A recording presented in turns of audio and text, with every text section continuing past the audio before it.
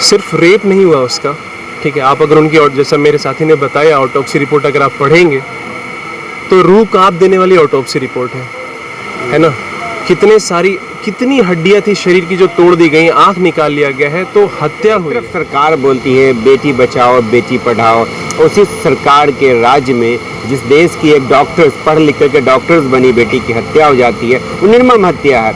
तो अब क्या लगता है कि सरकार को भी कहीं ना कहीं सख्त कानून बनाने की आवश्यकता है या उस कानून को इम्प्लीमेंट करने की आवश्यकता है? बिल्कुल ज़रूरी है कि अभी हमें प्रोटेक्शन दी जाए, सेंट्रल प्रोटेक्शन एक्ट के थ्रू भी डॉक्टर्स को प्रोटेक्शन मिले कि हम आपके लिए कुछ कर रहे हैं तो आपकी भी जिम्मेदारी बनती है कि हमारे प्रोटेक्शन के लिए काम। ये प्लांट मर्डर लग रहा है, जिस तरह से उनकी हड्डियाँ तोड़ दी गई, आंखें निकाल ली गई है, तो उस हिसाब से तो यही लग रहा है कि उनको बहुत। पहले तो आपसे यही बोलूँगा कि सिर्फ कहा जाता है कि डॉक्टर्स भगवान हैं। बंगाल के आरजी केयर में ट्रेनी डॉक्टर्स के साथ आज से कुछ दिन पूर्व गैंग रेप के बाद उसकी निर्मम तरीके से हत्या कर दी जाती है, जिसके विरोध में कैंडल मार्च निकाला गया और कैंडल मार्च पे एक अनियंत्रित भीड़ वहां आती है और उस डॉक्टर्स कैंडल मार्च कर रहे थे, उन पर हमला करता, आक्रमण किया जाता और उस आक्रमण में वो जो साक्ष्य वहाँ थी उस साक्ष्य को डिस्ट्रॉय कर दी जाती है। उसके बाद से जो रेजिडेंट डॉक्टर हैं वो अब स्ट्राइक पे चले गए हैं। बीती रात 10 बजे से ये लोग स्ट्राइक पे हैं और मैं अभी मौजूद हूँ दरभंगा जिला के DMCH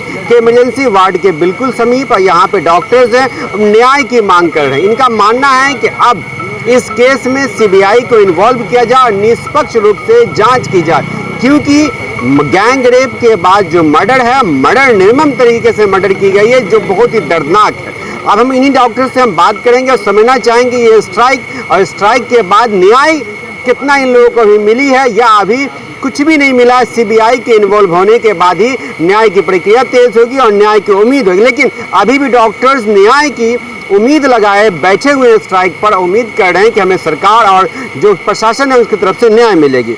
देखिए हमारे डॉक्टर साहब, हमारे साथ एक फीमेल डॉक्टर्स भी हैं और मामला ये बिल्कुल फीमेल डॉक्टर्स से जुड़ा हुआ है। इनसे ही समझेंगे कि मैम आखिर इस प्रकार की जब घटना होती है तो एक फीमेल डॉक्टर्स कैसे विचलित होती है, कैसे परेशान होती है, अब उनको अब अति सुरक्षा की आवश्यकता क्या देख रही है? पहली बात तो ये है कि बहुत मुश्किल से मेडिकल की एग्ज़ाम, सबको पता है कि कितनी कठिन रहती है। सब अपना घर छोड़कर आते हैं यहाँ पर पेशेंट को सर्विस प्रोवाइड करने के लिए।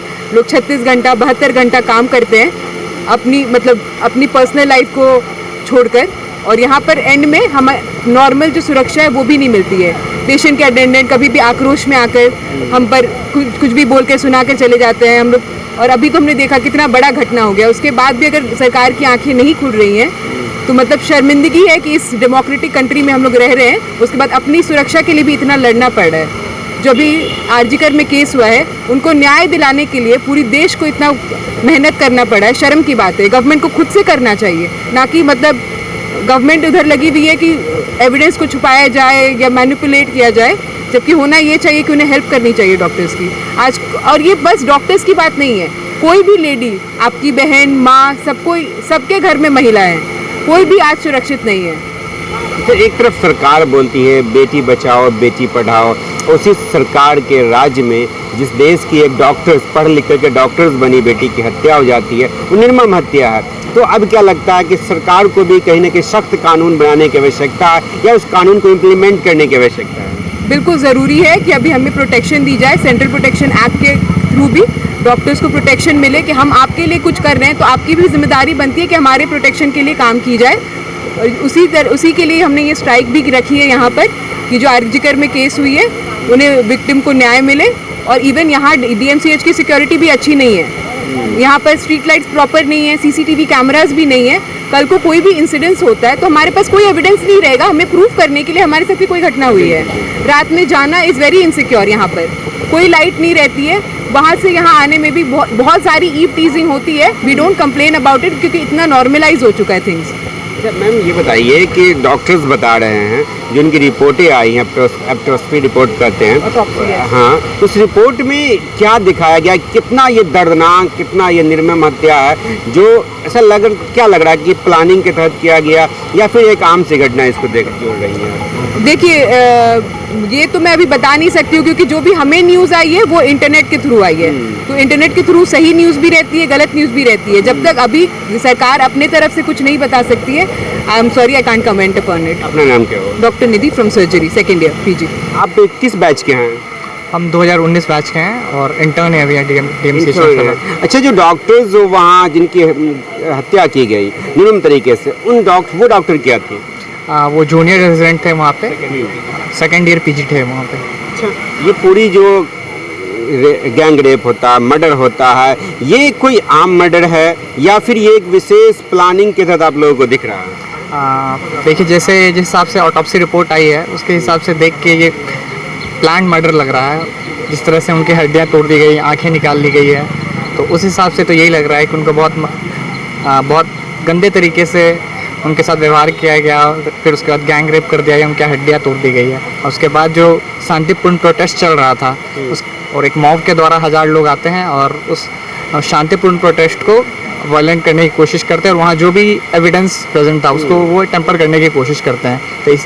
तो इन सब को देखते हुए तो यही लग रहा है कि ये बहुत प्लान तरीके से किया गया है।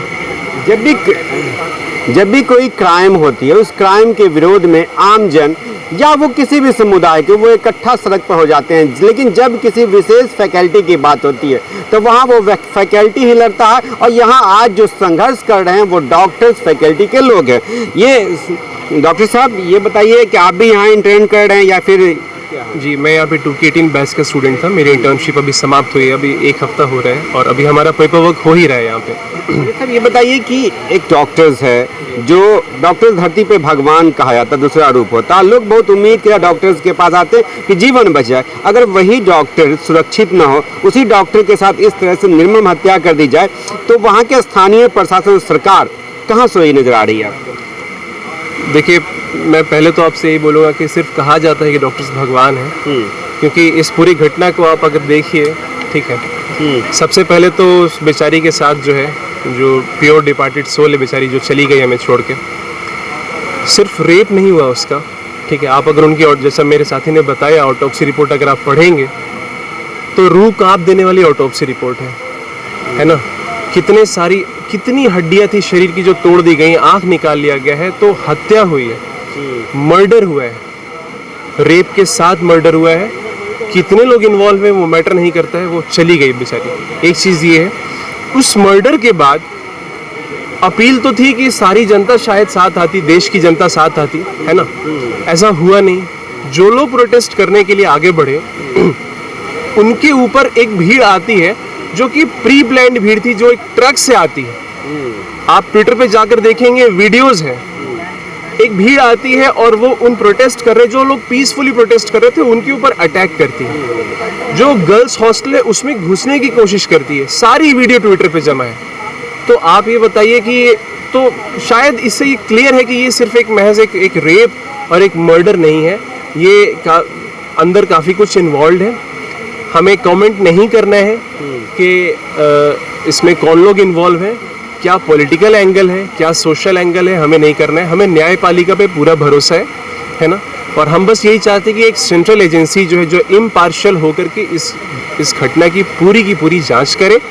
नहीं तो आप ये समझिए कि उस डॉक्टर के परिवार के लिए और हम सब के लिए, जो भी इस घटना से इमोशनली अटैच्ड है, सोचिए कि वो उसके लिए कितना बड़ा इमोशनल डिफीट होगा कि इतनी बड़ी घटना करके सामने से आदमी निकल जाता है, उसको कुछ नहीं होता। और कितना बड़ा उसके लिए जो कल्प्रिट है, ठीक है, उसके लिए कितनी बड़ी जीत की बात है। इमोशनली वो कितना सिक्योर फील करेगा कि ये काम करके भी मैं बच गया, तो इस देश में और भी कुछ कर सकता हूँ। आश्चर्य चौंका देने वाली बात भी है। एक तरफ क्राइम होती है, फिर दोबारा उस क्राइम के साक्ष्य को मिटाने के लिए घटना की जाती है। अब ये सब मामला, अब प्रशासन की ओर से आप लोगों को कितनी मदद मिली है और क्या उस केस में अपडेट है, या सीबीआई आने के बाद ही न्याय मिल सकेगा?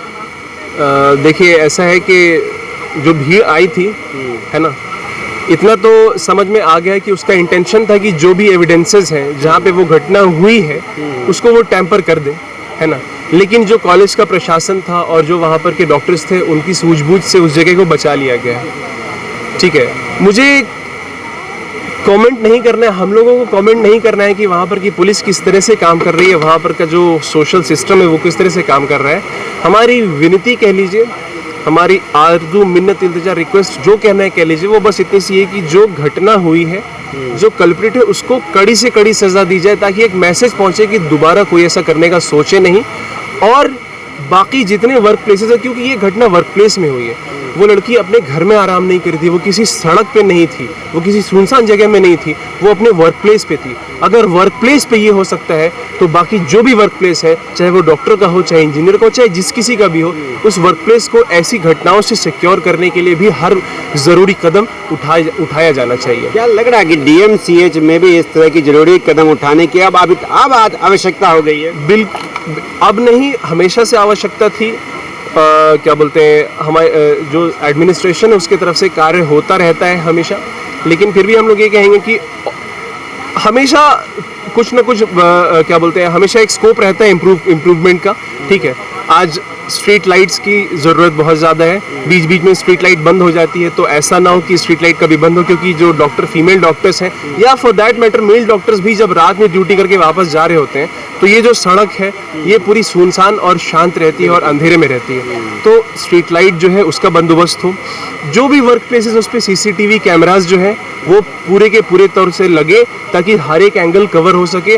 जो सिक्योरिटी गार्ड्स हैं उनकी पूरी की पूरी बहाली की जाए कि हम लोग अपना काम जो है इस तरह के घटनाओं से डर कर सके, चाहे वो फीमेल डॉक्टर हो चाहे वो मेल डॉक्टर हो। अपना क्या परिचय हुआ? मेरा नाम डॉक्टर आसिम है, मैं यहाँ पे 2K18 बैच का स्टूडेंट हूँ। डॉक्टर्स को सुना, डॉक्टर्स बता रही थी जिस प्रकार से डॉक्टर्स की सुरक्षा को लेकर के अब बड़ा सवाल खड़ा उठता है। और लेकिन सवाल वही केंद्र सरकार से भी है, जिस सरकार दावा करती है कि बेटी पढ़ाओ और बेटी बचाओ, लेकिन उसी केंद्र सरकार के राज में कहीं न कहीं एक पढ़ी लिखी बेटी एक हवस के शिकारियों का शिकार हो जाती है, और उसके साथ दर्दनाक तरीके से ऐसा लगता है कि प्री प्लानिंग तरीके से उसकी पहले उसके गैंगरेप किया जाता है, फिर उसके बाद निर्मम हत्या की जाती है। हत्या के उपरांत कैंडल मार्च पर एक भीड़ द्वारा आक्रमण कर जो साक्ष्य एविडेंस को डिस्ट्रॉय किया जाता। अब लोगों को भी जागने की जरूरत है कि कोई भी हो, किसी भी समाज से बिलोंग करने वाला, क्राइम जब भी होती है तो क्राइम के विरुद्ध में एकजुट होने की आवश्यकता। फिलहाल दर्पण 24 न्यूज के लिए दरभंगा से मैं अमित खान, दीजिए इजाजत। थैंक यू फॉर वॉचिंग दर्पण 24 न्यूज। खबर को सबसे पहले पाने के लिए YouTube पर देख रहे हैं तो सब्सक्राइब करें, Facebook पर देख रहे हैं तो फॉलो करें। कमेंट्स में अपनी राय या अपने आस पड़ोस में समस्या हमें बताएं। हमें सपोर्ट करने के लिए लाइक और शेयर अवश्य करें। धन्यवाद। थैंक यू फॉर वॉचिंग दर्पण 24 न्यूज। खबर को सबसे पहले पाने के लिए YouTube पर देख रहे हैं तो सब्सक्राइब करें, Facebook पर देख रहे हैं तो फॉलो करें। कमेंट्स में अपनी राय या अपने आस पड़ोस में समस्या हमें बताएं। हमें सपोर्ट करने के लिए लाइक और शेयर अवश्य करें। धन्यवाद।